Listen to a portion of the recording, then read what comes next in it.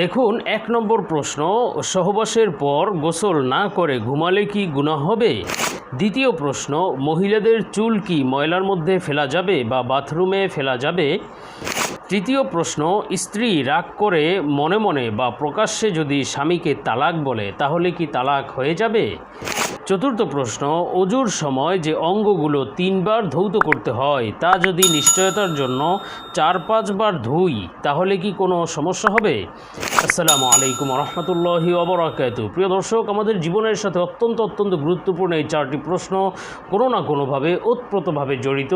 এই 4টি প্রশ্নের বিস্তারিতভাবে প্রমাণ সহকারে উত্তর আজকের এই ভিডিওতে আলোচনা করব, সুতরাং অবশ্যই ভিডিওটি শেষ পর্যন্ত দেখার অনুরোধ জানাচ্ছি। তো প্রিয় দর্শক, প্রথমেই আমরা দেখে নিব এই বিষয়গুলো আমরা কোন কোন কিতাব থেকে আলোচনা করেছি বা এই বিষয়গুলোর তথ্যসূত্র বা প্রামাণ্য গ্রন্থসমূহ কি কি।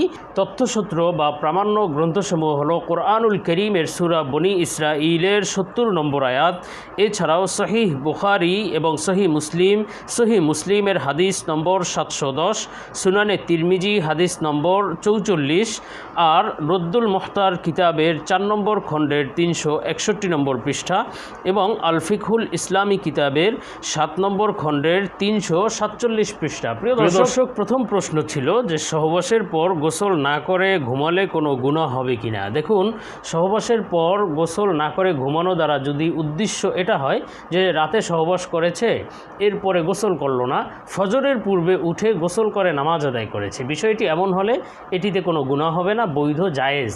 তবে উত্তম হলো গোসল করে পাক পবিত্র হয়ে ঘুমানো। কিন্তু বিষয়টি যদি এমন হয় যে ফজরের সময় তার অভ্যাস হলো উঠতে দেরি হয়ে যায়, অথবা উঠে গোসল করে নামাজ পড়তে পারবে সেটা নিশ্চয়তা যদি না থাকে, সেক্ষেত্রে জরুরি হলো এবং উচিত হলো যে সে সহবাসের পর গোসল করে তারপরে ঘুমাবে, যাতে ফজরের নামাজে কোনো অলসতা না আসে বা ফজরের নামাজ কাজা হয়ে যাওয়ার সম্ভাবনা না থাকে। কেননা অনেক সময় এমন হয় যে ফজরের সময় উঠতে দেরি হয়ে গেল, এখন গোসল করে নামাজ পড়তে হয়তো তার সম্ভাবনা হলো বা এই ধারণা তৈরি হলো যে সে নামাজটা পাবে না বা নামাজ কাজা হয়ে যাবে, তখন দেখা গেল নামাজটা কাজাই হয়ে গেল।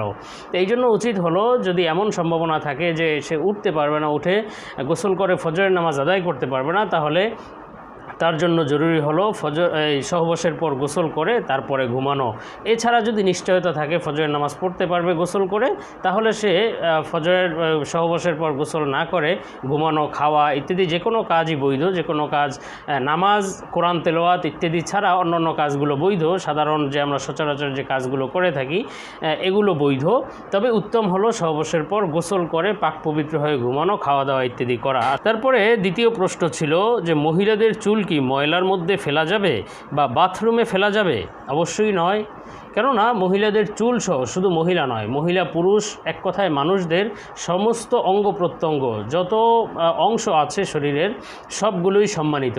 কেননা আল্লাহ তাআলা বলেছেন, ওয়ালাকাদ কাররামনা বনি আদম, আমি বনি আদমকে সম্মানিত করে সৃষ্টি করেছি, সম্মানিত করেছি।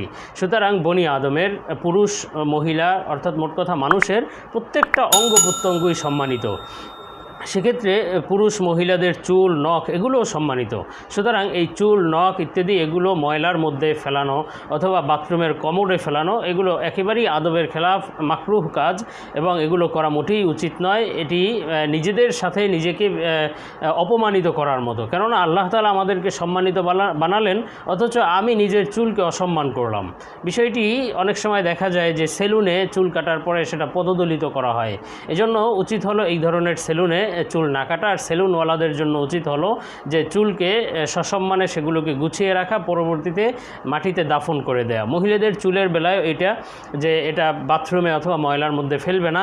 বিশেষভাবে যে জায়গায় মহিলাদের চুলের ক্ষেত্রে বেপর্দা হওয়ার সম্ভাবনা আছে, যেখানে রাখলে সেই জায়গায়ও রাখবে না, বরং সে মাটিতে দাফন করে দিবে বা এমন জায়গায় রাখবে যেখানে পরপুরুষের নজর না পড়ে এবং পদদলিত না হয়, কোনো অসম্মান না হয়।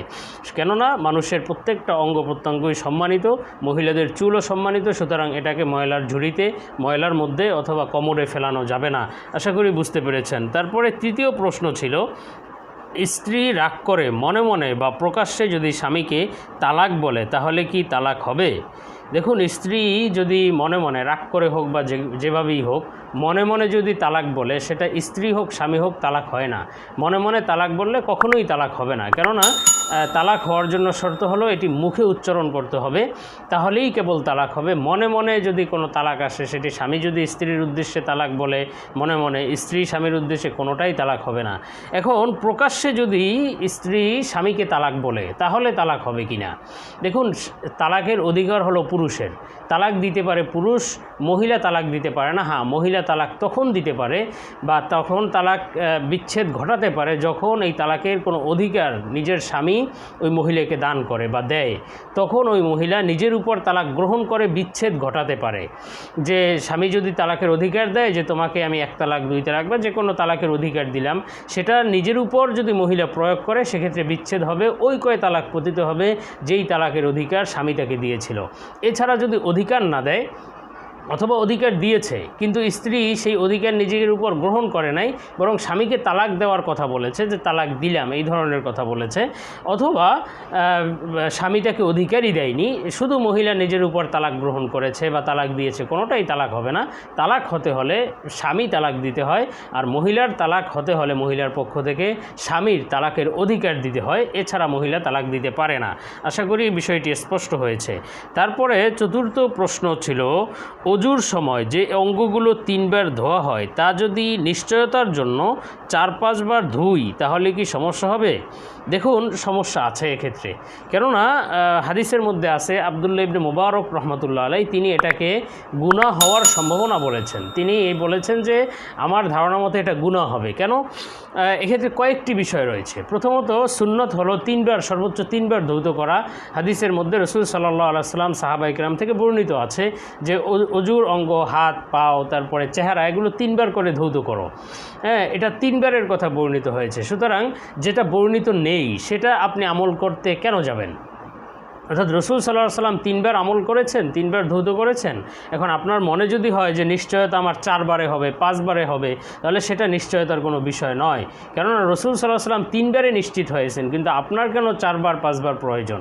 এজন্য নিশ্চয়তার জন্য 3 বার ধোয়াই যথেষ্ট, 4-5 বারের প্রয়োজন নেই। দ্বিতীয়ত বিষয় হলো, যেটার প্রয়োজন নেই সেই ক্ষেত্রে আপনি পানি খরচ করলে সেটা অপচয়ের অন্তর্ভুক্ত হবে। আপনি কেন 3 বার ধুলেই যথেষ্ট, আপনি কেন 4-5 বার ধৌত করতে গেলেন? সেক্ষেত্রে অতিরিক্ত ধোয়ার কারণে পানি অপচয়ের অন্তর্ভুক্ত হয়ে গেল, সুতরাং এটা করা যাবে না। হ্যাঁ, যদি কখনো এমন হয় যে নিজের সন্দেহ হয়ে গেল যে 3 বার ধুইলাম নাকি 2 বার নাকি 1 বার, এই ধরনের সন্দেহ যদি আসে, তাহলে সেক্ষেত্রে আরেকবার ধৌত করতে পারবে যখন নিজের মনে হবে যে 3 বার পূর্ণ হয়েছে। সেক্ষেত্রে 4-5 বার হয়ে গেলে কোনো সমস্যা নেই। তবে এটা যদি মাঝে মাঝে হয়, কিন্তু এটা যদি সবসময় হয় যে তার সবসময় সন্দেহ হতে থাকে, সেক্ষেত্রে সে 3 বার যখন ধুয়ে ফেলবে সেটাই তার জন্য যথেষ্ট, 4-5 বার ধৌত করার প্রয়োজন নেই। কিন্তু কারো যদি এমন রোগ থাকে যে সে 3 বার ধৌত করার পরেও তারপরে তার মনে হয় শুকনো রয়ে গিয়েছে কোথাও, এই ধরনের এক সন্দেহ তার সবসময় তৈরি হয়, তাহলে তার জন্য উচিত হবে না 4-5 বার ধৌত করা, কেননা এই সন্দেহের কোনো অবকাশ ইসলামে নেই। সন্দেহের অবকাশ নেই, বরং যখন 3 বার ধৌত করা হয়ে গিয়েছে তখন মেনে নিতে হবে যে আমার সম্পূর্ণ অঙ্গ ধৌত হয়ে গেছে, আর শুকনো বাকি নেই বা শুকনো রয়ে যায়নি। এই ধরনের আন্তরিক রোগ থেকে দূরে থাকতে হবে। এই রোগে পরে 4-5 বার ধৌত করা এটা উচিত হবে না, বরং যখন 3 বার ধৌত করেছে তখন তার মেনে নিতে হবে যে না, সম্পূর্ণ অঙ্গ ধোয়া হয়ে গিয়েছে, ভিজে গিয়েছে, আর শুকনো নেই। বিষয়গুলো আশা করি বুঝতে পেরেছেন প্রিয় দর্শক। আজকে এ পর্যন্তই। অবশ্যই পরবর্তী ভিডিও দেখার আহ্বান জানিয়ে এখান থেকেই বিদায় নিচ্ছি। আসসালামু আলাইকুম ওয়া রাহমাতুল্লাহি ওয়া বারাকাতুহু।